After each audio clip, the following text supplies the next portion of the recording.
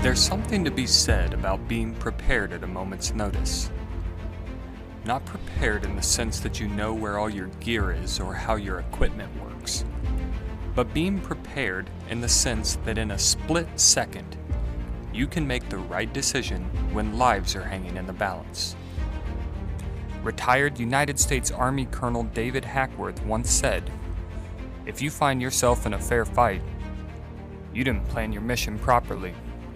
You know, readiness is a great question, and I think in regards to this, General MacArthur said it best, that on the fields of friendly strife are sown the seeds that on some days and some other fields are sown the seeds of victory.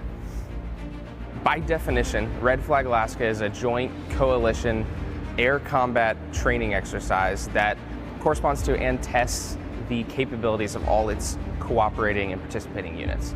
But really, at its core, Red Flag is designed and created to test its most junior participants. In life, we often quantify our success by wins and losses. Red Flag Alaska is no different. You either win or you lose. It's how you look at those wins and losses that makes the difference. As an aggressor pilot, it's a different perspective to take, because when Blue Air is winning, we're losing.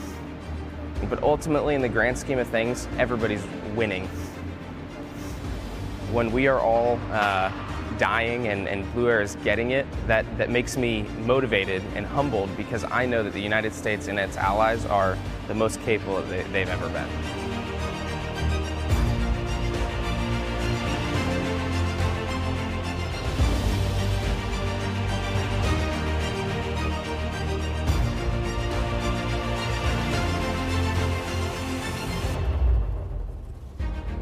Red Flag Alaska isn't only about the United States pilots receiving training.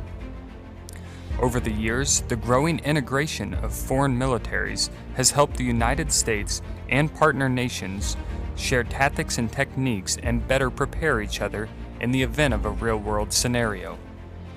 主にアメリカをはじめとして言語、文化、生活環境も違う中での訓練をすることによってお互いの相互理解というのが図ることができるというのと同時に、我々日本との違いというのも理解できるというふうに認識しています。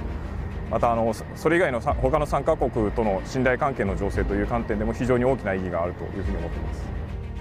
Back home, we do not have other assets like the F-16, the tankers, the F-18s, the seaplanes rather, readily available. So here we have all these assets provided to us to integrate together. So this allows us to learn more about how they operate and how we can get their strengths and our strengths put together to achieve mission success. The relationships and wealth of knowledge that is shared during Red Flag Alaska is simply immeasurable. But the teamwork from every member that makes each sortie happen is just as impressive.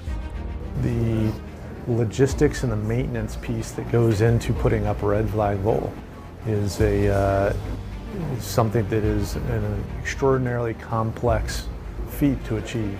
All these different elements that can synchronize all their efforts to get these aircraft airborne typically within a 1 to 2 minute window is a testament to hard work and the skill that is resident here when you look out on the ramp and see all the maintainers and all those professionals out there getting those aircraft ready to fly.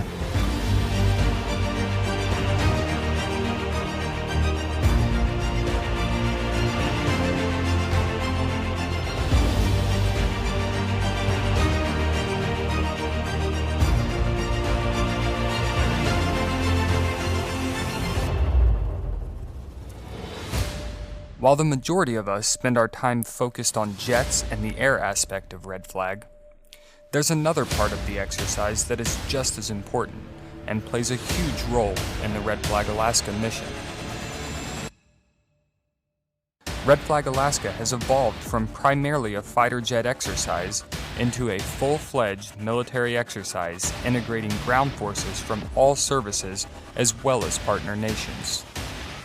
When Major General O'Neill took command of U.S. Army Alaska just about a year ago, one of his first charges to us was, hey, every training event you do needs to have air-ground integration and strive for joint interoperability. And with Eielson Air Force Base and Red Flag, Alaska right here, that is really when we started to lean into what was in the realm of possible.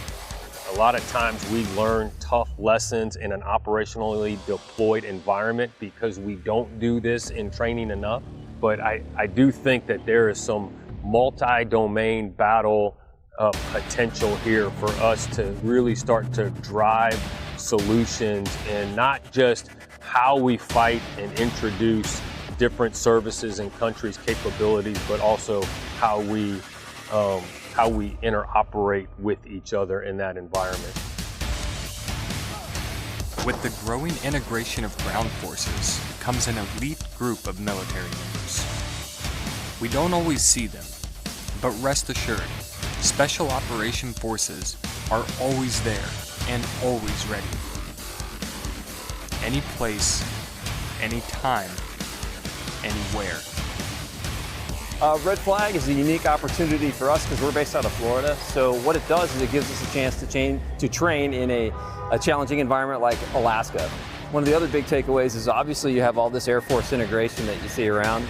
It's a chance for us to talk to multiple platforms and basically just liaise with our Air Force counterparts so that way we can bring together a good fusion between the soft element on the ground and the air elements above, which is really what it's all about. You know, getting really good effects on targets, allowing special operators on the ground to leverage aviation platforms that we normally don't get to work with on a daily basis. When it really comes down to it, the evolution of Red Flag has taught us one thing. No one person, unit, or service is better than the other. It takes a total force effort to train the way we fight. So if you ever hear anyone say that they're better than anyone else, do us a favor and remind them that we all make the mission happen. No matter your job or your service, we all play a role in ensuring the United States and our partner nations never find ourselves in a fair fight.